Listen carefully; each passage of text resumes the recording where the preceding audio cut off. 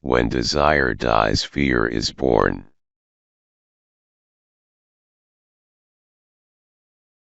The happy are an exception who enjoy innocently their simple happiness.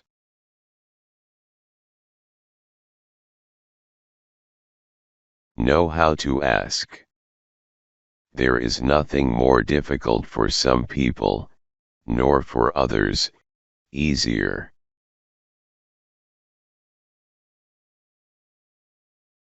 Recognize things when they are at their best, in their season, and know how to enjoy them then. The works of nature all amount to a peak of perfection, up to it they wax, beyond it they wane. Only in matters of art have a few gone to the point where they might not be improved. It is the mark of cultivated taste to enjoy everything at its best. But all may not do this, and not all who may, know how. Even the fruits of the Spirit have their moment of ripeness, and it is well to recognize this, in order to value it properly and attend to it.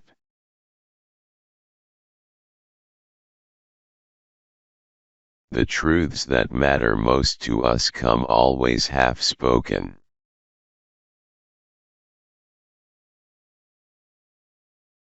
A person of your century, great persons are of their time.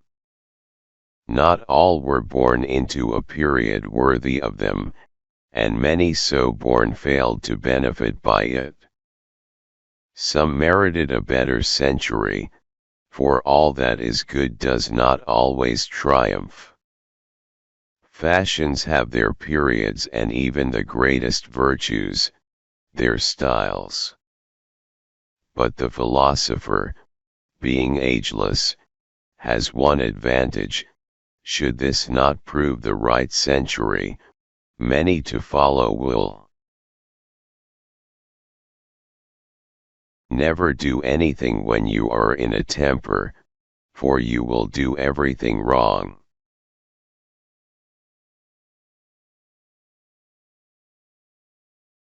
The right kind of leisure is better than the wrong kind of work.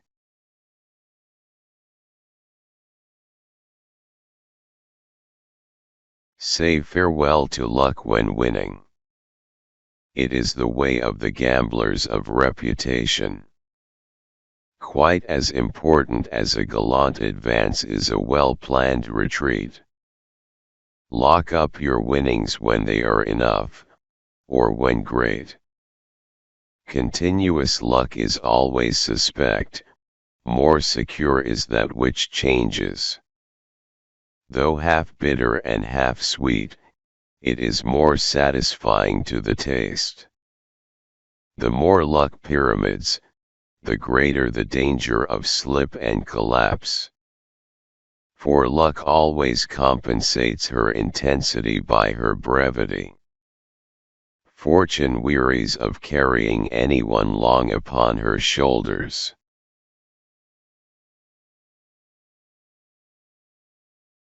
Every fool stands convinced, and everyone convinced is a fool. The faultier a person's judgment, the firmer their convictions.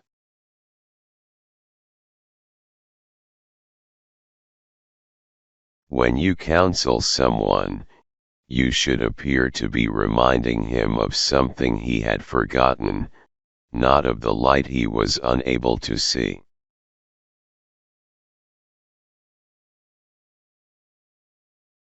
Attempt easy tasks as if they were difficult, and difficult as if they were easy, in the one case that confidence may not fall asleep, in the other that it may not be dismayed.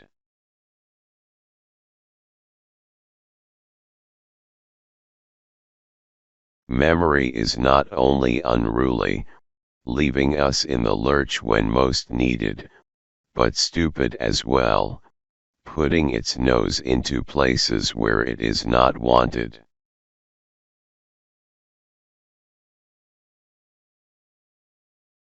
harness the imagination, sometimes curbing her, sometimes giving her rein, for she is the whole of happiness.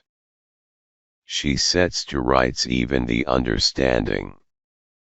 She sinks to tyranny, not satisfied with mere faith, but demanding works. Thus she becomes the mistress of life itself. She does so with pleasure or with pain, according to the nonsense presented. She makes people contented or discontented with themselves. By dangling before some nothing but the spectre of their eternal suffering, she becomes the scourge of these fools.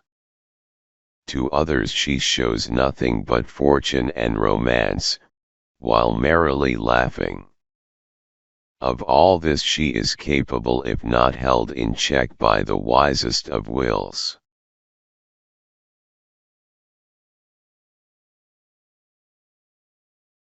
The hosannas of the multitude can never bring satisfaction to the discerning.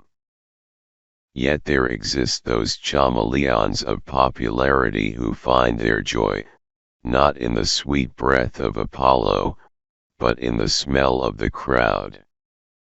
And not in mind, do not be taken in by what are miracles to the populace, for the ignorant do not rise above marveling.